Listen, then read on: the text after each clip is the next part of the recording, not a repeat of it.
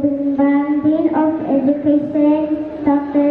Corky Ispela, our basic education principal, Ms. Glenn L. Alaran, our guest speaker, Mr. John Paul, Mr. Catus, teachers, staff, parents, and your fellow graduates. Ladies and gentlemen, good day. On behalf of kindergarten graduates, I would like to introduce myself to all of you. I'm Principal Carla Pistonia. It is my honor to be here speaking in front of you to finally say it's the start of our journey. As a youth with a pumpkin learning ABC, counting, writing, reading, and there are many other things that I do what I learned to do.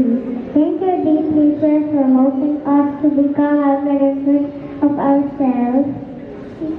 As we go on to our next journey, I will forever cherish some memories which will close. Kindergarten is over now, and I know we're ready to enter the first grade. Thank you.